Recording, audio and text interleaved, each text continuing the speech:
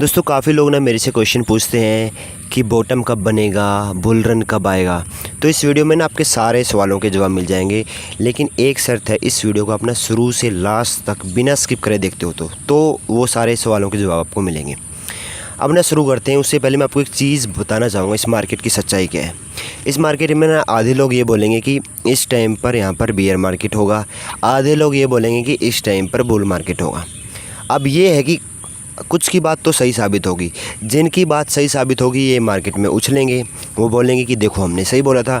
जिनकी बात सही नहीं निकलेगी वो अपना छुप जाएंगे कुछ महीनों के लिए, फिर वापस आएंगे, फिर अपने प्रेडिक्शन देंगे और ये मार्केट की साइकिल चलती रहेगी। तो ना आप खुद अपने पोर्टफोलियो के लिए ज़िम्मेदार होते हैं। अपनी रिसर्च करिए, किसी के भरोसे मत बैठिए कि ये बोलेगा तभी बुल रन आएगा या मैं बोलूँगा, ऐसा कुछ नहीं है। अगर ऐसा होता तो कोई भी यहाँ पर वीडियो नहीं बना रहा होता, ठीक है। सब अपना अपना ऐसे तो प्रेडिक्शन लगा के खुद ही ना इन्वेस्टमेंट करके प्रॉफिट निकाल लेते। तो इतना सिंपल नहीं होता सब कुछ। लोग यहाँ पर रिस्क लेते हैं, फिर चीज़ें यहाँ पर पॉसिबल हो पाती हैं। तो बात कर लेते हैं। सबसे पहले ना आपको एक बिटकॉइन हाल्विंग का कंसेप्ट समझना होगा। जो बिटकॉइन माइनिंग से जुड़े हुए हैं वो इस चीज़ को समझ रहे होंगे, लेकिन ना इसको थोड़ा मैं आपको सिंपल भाषा में समझाने की कोशिश करता हूँ। बिटकॉइन हाल्विंग क्या होती है? बिटकॉइन हाल्विंग होती है हर 4 साल के बाद में जो बिटकॉइन माइन करने पर, यानी लगभग 2 लाख के आसपास ब्लॉक्स, थोड़ा टेक्निकल हो जाएगा लेकिन समझना, ब्लॉक्स यानी एक तरीके से बिटकॉइन को माइन करने की प्रोसेस होती है। जब वो बिटकॉइन के ब्लॉक्स वेरीफाई हो जाते हैं तो बिटकॉइन माइन होता है, लेकिन जो माइनर को रिवार्ड मिलता है ना वो हर साल यहाँ पर हर 4 साल के बाद में कम हो जाता है। अब जो आखिरी बार बिटकॉइन माइनिंग हुई थी वो अप्रैल 2024 में हुई थी। उसमें जो रिवार्ड था बिटकॉइन का वो 2020 के रिवार्ड से आधा हो गया था, ठीक है। अब अगली माइनिंग होगी 2028 में, लेकिन ये है कि अप्रैल 2024 में जो माइनिंग हुई थी उसमें जो रिवॉर्ड मिला उसके 1 से 1.5 साल बाद आपका यहाँ पर बुल रन या फिर एक अल्ट सीज़न आ जाता है।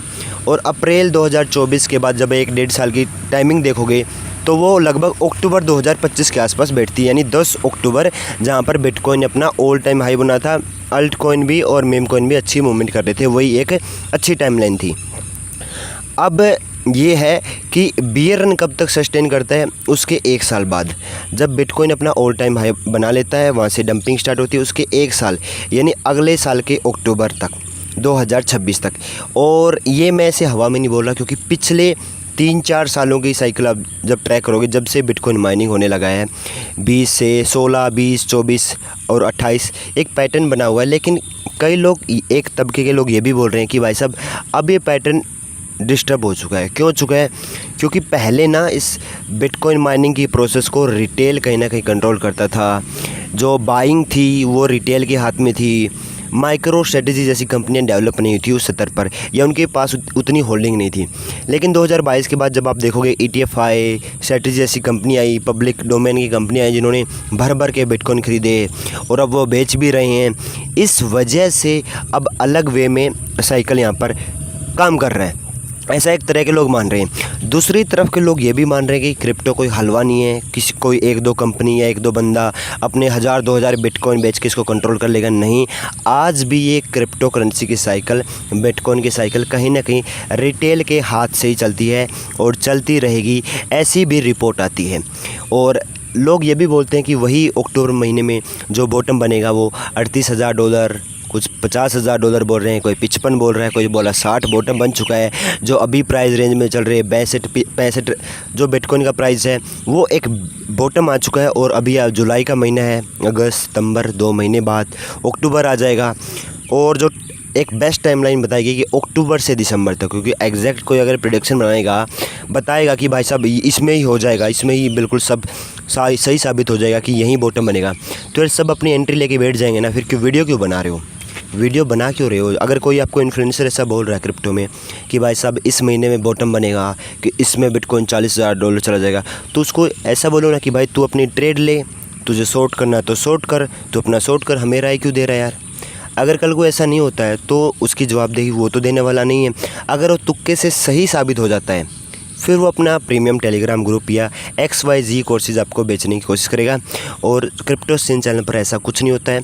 सारी जो न्यूज़ होती है वो सब ऑथेंटिक देने की मैं कोशिश करता हूँ। लेकिन ये है कि इतनी आसानी से भी बॉटम नहीं बन जाएगा, क्योंकि कुछ ऐसी चीज़ें हुई मार्केट में जो नहीं होनी चाहिए थी।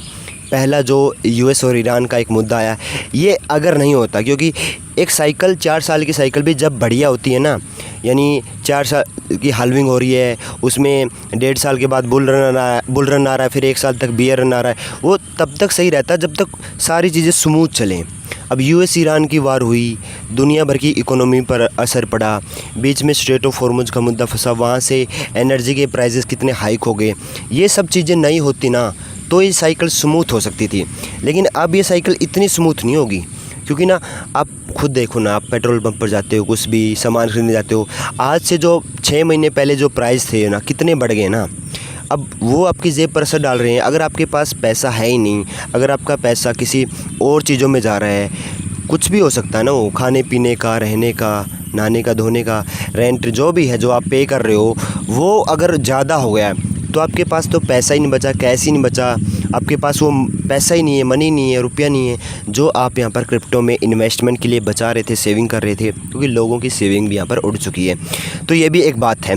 दूसरी तरफ लोग ये बोल रहे हैं कि बस एक इशारा दे दे, जो यहाँ का यूएस का फेडरल रिजर्व बैंक है, उसकी तरफ से एक इशारा मिल जाए कि भाई साहब बस अब तो रेट हाइक होने के चांस कम होते जा रहे हैं, क्योंकि सीपीआई पीपीआई डाटा आए, और सीपीआई पीपीआई डाटा से लोग एकदम कॉन्फिडेंस में आ गए थे।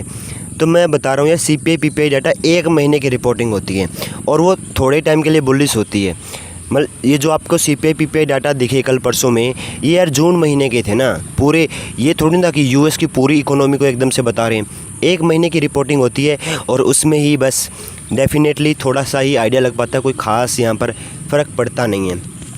अब बात करते हैं सिचुएशन आगे क्या हो सकती है, इससे भी ख़राब होगी या और ख़राब होगी, और सही भी हो सकती है और वर्स्ट होगी। अब एक चीज़ समझो, जैसे मैंने ETF के फैक्टर की बात कर रही थी, अब आप देखोगे इस साल लगभग $2-2.5 बिलियन आउटफ्लो में गए हैं ETF की, समझ रहे हो। और क्रिप्टो मार्केट की जो मार्केट कैप है ना, $1 ट्रिलियन से ज़्यादा की टूटी है, और पुराने कॉइन वहीं पर अपने पड़े हुए हैं। लेकिन एकदम से बीच बीच में क्या हो रहा है, रॉबिनहुड ब्लॉकचेन होगी, पंप कर गया, कुछ और हुआ, कुछ सिनेरियो हुआ, जैसे जेड गैस का स्कैम हो गया था, वहाँ डंपिंग हुई।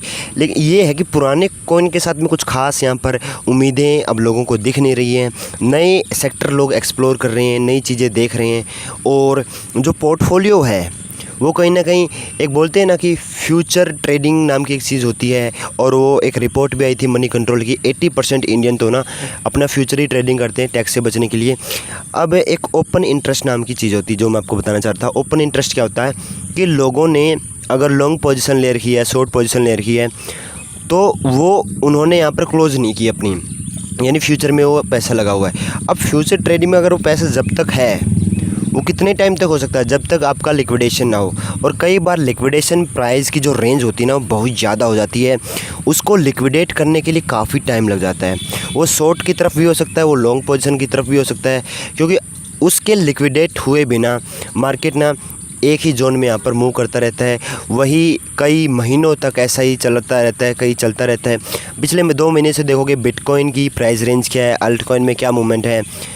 इथेरियम थोड़ा मूव करता है, 1800 की तरफ जाता है, वापस 1500, 1600, 1700, 1800, फिर वापस इधर ही, यानी इससे कोई बाहर जा नहीं रहा है। और $2000 को तो इथेरियम ने टच किए हुए लग रहा है, ऐसा अरसा सा हो गया है।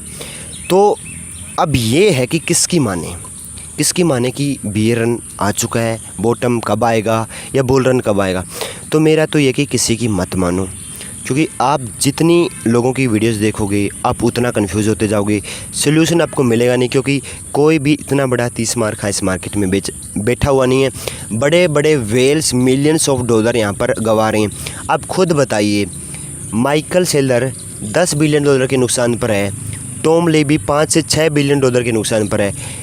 क्या उनकी कंपनियां कोई छोटी कंपनियां हैं? क्या उनके पास सीए नहीं है? क्या उनके पास में रिसर्च करने वाले बंदों की कमी है? नहीं है ना। हम तो खुद रिसर्च करते हैं, हम अपना काम भी चला रहे हैं। पार्ट टाइम कुछ टाइम मिल गया तो रिसर्च कर लेते, छोटी मोटी वीडियो देख ली। उनके पास इतनी बड़ी बड़ी फार्म्स हैं, इतना बड़ा वो वेल्थ मैनेजमेंट ग्रुप है, फिर भी वो लॉस में है। ब्लैक रॉक अपने क्लाइंट्स को फ़ायदा नहीं पहुँचा पा रहा है क्रिप्टो से। तो सिचुएशन तो ख़राब है, ये आपको मानना पड़ेगा।